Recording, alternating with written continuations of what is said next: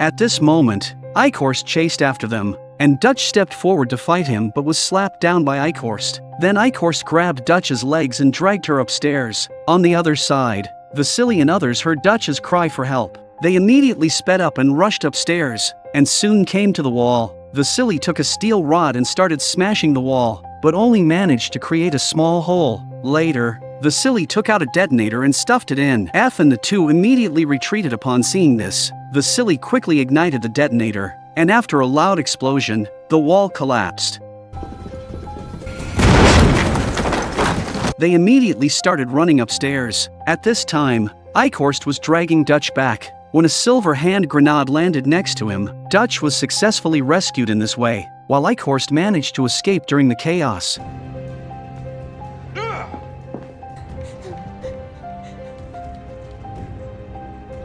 Gus made a deal with Quinlan and he will continue to work for the ancestors, but the premise is that Raya and her family must be safely sent out of the city. Just after Gus sent Raya off, Angel turned back. The movies he made have always been about fighting vampires, and now he has to fight them in real life too. Angel successfully joined Quinlan's team. The next day, F and Nora found Councilwoman Justine and informed her that they had developed a serum that can kill the Strigoi. They needed a set of bioreactor equipment to mass produce it and promised to hand it over to her once it was completed. Justine agreed to the plan and offered her assistance. F then asked Justine for 3 tickets and passes. He wanted to send Zach to his grandparents in Washington, and Justine agreed to his request. On the other side, Citrakian received information that Cream got hold of the Occido Lumen, so he hurried over with Vasily. After meeting, Citrakian wanted to check the authenticity of the book first. Seeing this, Cream handed him the book, and when he opened it, it was indeed the same book he had seen before. Then Citrakian flipped through the Occido Lumen,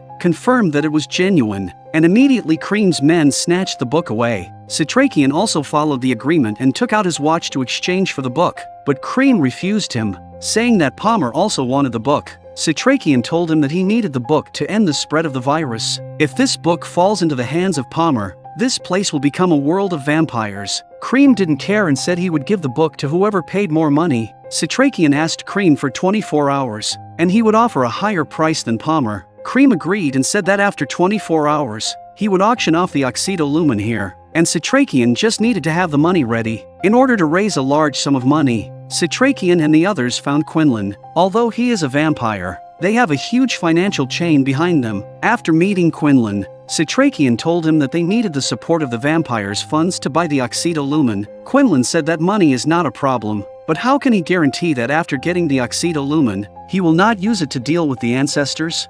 Citrakian says that if this book falls into the hands of the Blood Ancestor, they will all die. Quinlan had no choice but to agree to Citrakian's request. Vampires are extremely afraid of sunlight, so they have specifically trained a human warrior to act during the day. Gus' first task is to find some followers to fight against the Strigoi, so he and Angel drove to the prison. Since he used to be a street thug, he has many friends in prison. As soon as they entered the prison, a strong smell of blood hit them. There were dozens of resting Strigoi lying at the entrance, so the two of them had to proceed with caution. Just as they were approaching, Gus noticed movement in the prison cell ahead. When he got closer, he realized it was a prison guard. Gus immediately called out his name. The guard immediately asked for Gus's help because he had been locked up there for 3 days. Gus asked for his work card. Then Gus got the card and left directly. It turns out that this prison guard was famous for beating prisoners, and Gus was taken to the surveillance blind area and beaten up by him. They came to the control room. After seeing the prisoners on the surveillance screen, Gus used the prison guard's work card to open the permissions. Perez, you alive? Elizalde? What the hell are you doing here? Here to get you out. Best idea I heard all day. Gus prepared a large number of weapons for everyone and told them to start working for Quinlan from now on. After hearing this, Perez asked what benefits they would get from working for Quinlan. Why we gotta take orders? Because he knows how to win against these things. He made us a deal. We work with him, we can own this city. I don't want us to have to fight on the way out. I don't want to lose anybody that we don't have to. Gus reminded them to be careful when they leave to avoid unnecessary losses. After briefing everyone, Gus led them to escape from the prison. When passing the prison guard, Gus released him anyway. As soon as the prison guard came out, he met Perez. When Perez was about to kill him, Gus stopped him. He said that shooting now would wake up the vampires, but Perez ignored the obstruction and shot the prison guard. Then another prisoner took a knife and started slashing at the prison guard crazily. This commotion woke up the sleeping Strigoi. The group had no choice but to fight and retreat. With the weapons, the Strigoi posed no threat to them. Soon, they escaped from the prison, and Gus told everyone to get in the car. Just then, Perez suddenly said he didn't want to work for Quinlan. After saying that, he pointed his gun at Gus. Thanks for the weapons, but... Anyone else? After completing the mission, Gus reported the situation to Quinlan. Quinlan was very satisfied after hearing this, so he asked Gus to track Citrakian. He tells Gus that Citrakian will get a book, and Gus's mission is to make Citrakian give up the book. Gus asks him what if Citrakian doesn't give up the book, and Quinlan tells him to kill him and take the book. On the other hand, Eichhorst arrived at the Stoneheart group. He came to bid on the Occido Lumen on behalf of Palmer. Palmer was angry after hearing this. To obtain immortality, Palmer had no choice but to agree to Eichhorst's demands. She told him that he could not continue to be controlled by Eichhorst and that he needed to make them understand his importance. Seeing Coco, who was always thinking about him, Palmer felt a little more comfortable. In a factory on the outskirts, Eichhorst directed the workers in the renovation. They thought they were installing equipment for slaughtering animals, but in reality, its true purpose was to slaughter humans. These workers were deceived by Eichhorst, unaware that they were creating a slaughterhouse for themselves. On the other side, F packed his luggage to prepare to send Zack to Washington, while Citrakian was going to attend the auction for the Occido Lumen that night. Before that, Vasily reinforced the truck to prevent a major battle from happening later. Soon, F arrived at the high-speed rail station with Zack, surrounded by people who wanted to escape the city. This train was the last one,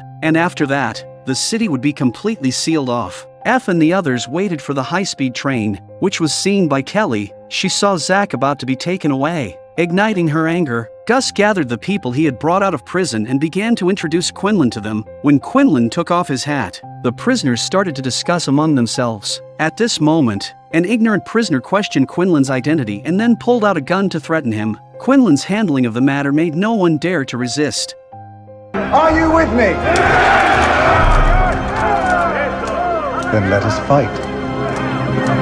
On the other hand, the auction for the Occido Lumen is approaching, and Citrakian and the other person entered the venue early. Before that, all their weapons were confiscated. Then, Cream asked Citrakian to provide his account information for asset verification. At that moment, Eichhorst also arrived at the auction site. After the routine body search, Eichhorst also handed over his account for verification. Soon, the asset verification of the two individuals was completed, and now they started bidding for the Occido Lumen. Citrakian was the first to bid. The bidding of the two shocked Cream, seeing that both of them were willing to do whatever it takes to obtain the book. Cream made a suggestion. He proposed that whoever has a higher limit on their bank account will own the book. Both of them agreed to this method, and their subordinates began to check their accounts. When they heard that Citrakian's account had $323 million, Vasily laughed. But when it was Eichhorst's turn, his bank account limit was higher than Citrakian's. Eichhorst won the victory, and then Cream handed the book to Eichhorst. After seeing the book,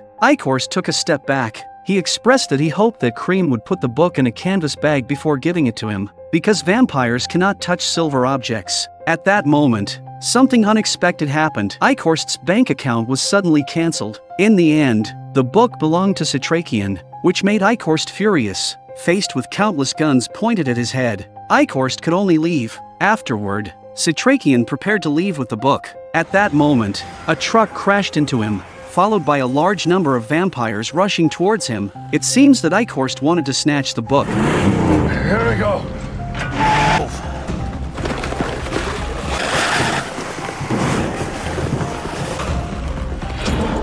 Hang on.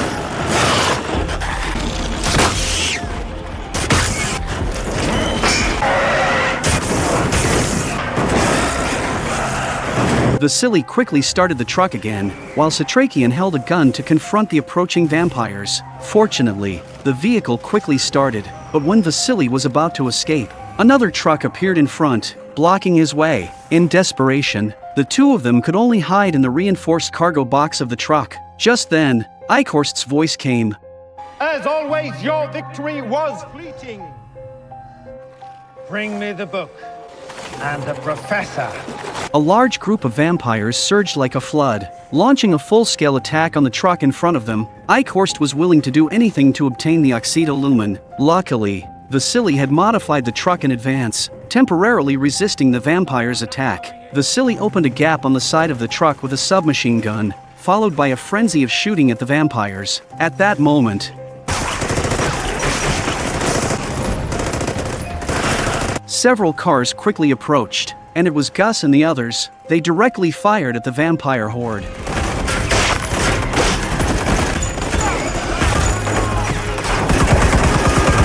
Seeing this, Eichhorst immediately sneaked in to seize the Occido Lumen. When he opened the door, he felt a terrifying sense of fear. Turning around, he found that Quinlan had already appeared by his side. Then the Blood Ancestor took control of Eichhorst's body. You were wise not to come here tonight. I fear no one. Eichhorst ran away again. Quinlan couldn't catch up with him even if he teleported. At this moment, a fierce battle was still taking place ahead. After they fired with silver bullets, there were not many vampires left. Gus took the opportunity to quietly approach the truck. After entering, Gus found that they were nowhere to be found. At that moment, he noticed a hidden door ahead. It turns out they had already escaped through the sewer. Just then, Gus heard a ticking sound in his ear.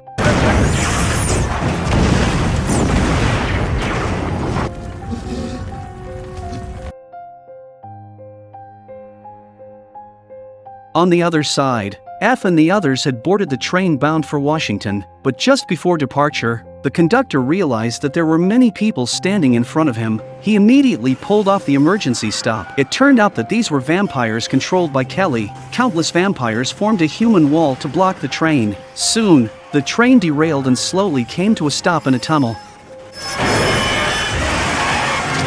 Nora quickly took Zack and ran out of the train. Meanwhile, F and the others were blocked by feelers on their way. As the feelers were about to charge at them, F managed to find a handgun in the last moment. F then started chasing after Zack, but halfway through, he was intercepted by two feelers. F had no choice but to eliminate them first.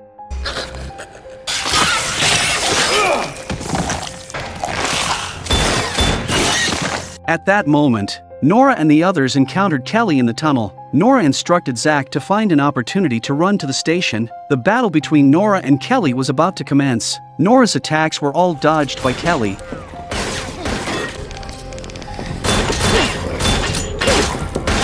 So Nora pulled out her silver sword to fight against her. Then Nora asked Zack to take the opportunity to leave quickly, but Zack stopped halfway. He looked at his injured mother with great concern. When Nora was about to kill Kelly, Zack asked her to stop. Distracted by Zack's repeated requests, Nora was caught off guard, and Kelly took the opportunity to spit out a stinger and bit Nora's arm. Because of Zack's constant requests, Kelly let go of Nora, but she was still infected. Kelly then approached Zack, who jumped into her arms upon seeing his mother. Shortly after, Zack left with Kelly.